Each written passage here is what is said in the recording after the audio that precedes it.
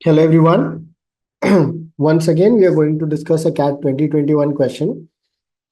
यहाँ पे ये क्वेश्चन सीमिंगली डिफिकल्ट लग रहा है बट है बड़ा इजी क्वेश्चन। ठीक है, देखने से तो लग रहा है मॉड्यूलस भी डाल दिया है, फिर रूट्स वगैरह की भी बात कर रहा है, बट अपन अगर समझेंगे तो ये बहुत ही आसान क्वेश्चन है। थ्योरी अगर हमको कंसेप्ट में क्लैरिटी है तो हम उसको बहुत जल्दी सॉल्व कर सकते हैं। ठीक है, तो क्या बोल रहा है कि R is a constant. R यहाँ पे एक कांस्टेंट है और वो मॉड्यूलस के बराबर है। ठीक है, और उसके तीन डिस्टिंक्ट रियल रूट्स हैं। रूट्स भी हैं, रियल भी हैं और डिस्टिंक्ट भी हैं। आइडियली बच्चों अगर अपन देखें तो अगर अपन किसी मॉड्यूलस को हटाएंगे तो हमको दो साइन मिलेगा, प्लस आर और माइनस आर। मॉड्यूलस हट गया, अब ये आर लेफ्ट की तरफ आएगा और दो क्वाड्रेटिक मिलेंगे, तो आइडियली हमको चार रूट्स मिलने चाहिए थे।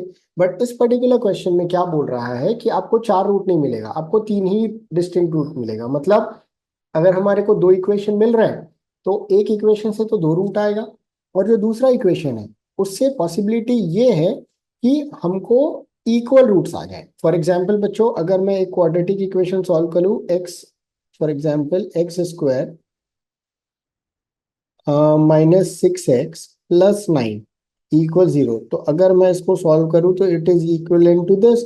तो इसके दो रूट्स हैं, एक 3 और एक और 3। ठीक है, तो दो रूट्स हैं बट दोनों के दोनों डिस्टिंक्ट है क्या? नहीं, दोनों के दोनों सेम है। तो इसका मतलब ऐसा ही कुछ इसमें भी केस बनने वाला है, मतलब हमको परफेक्ट स्क्वायर मिलेगा। परफेक्ट स्क्वायर मिलेगा तो बच्चों परफेक्ट स्क्वायर मतलब a + b the whole square which is a² + 2ab + b²। अगर हम इस इक्वेशन में आएंगे तो एक्स स्क्वायर तो मिल रहा है मेरे को ए स्क्वायर की जगह। अब अगर हम टू, ए हो गया हमारा एक्स तो बी हो गया हमारा 2।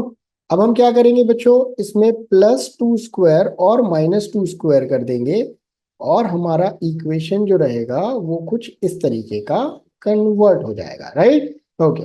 तो ये पूरा area is a perfect square, x-2 the whole square -17 is equals to ±r। अगर हम देखें तो इसका मतलब एक क्वेश्चन में तो x-2 ही मिलने वाला है, अदरवाइज परफेक्ट स्क्वायर नहीं बनेगा। राइट, तो इसका मतलब जो बचा हुआ हिस्सा है विच इज 17 ± r, ये वाला area is bound to be zero. ये जीरो होगा तभी जाके x-2 द होल स्क्वायर मिलेगा और एक क्वाड्रेटिक इक्वेशन के दो आइडेंटिकल या दो सेम रूट्स आ जाएंगे। ठीक है, इसका मतलब -17 +r इज इक्वल टू 0 या -17 -r इज इक्वल टू 0। तो r का एक वैल्यू इधर से मिलेगा 17 और दूसरा वैल्यू मिलेगा -17।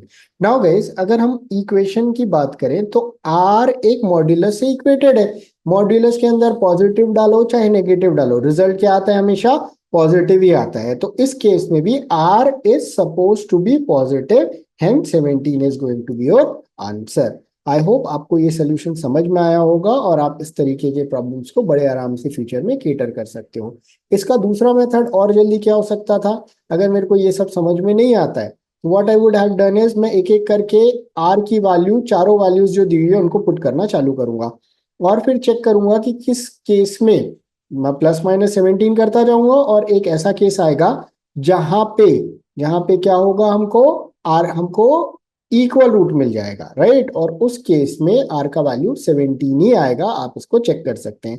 तो हम ऑप्शंस के थ्रू भी इसको सॉल्व कर सकते थे। Hopefully you would have understood both the methods और आप इसको इम्प्लीमेंट कर पाओगे और ऐसे क्वेश्चंस को सॉल्व कर पाओगे। Thank you guys, have a wonderful day.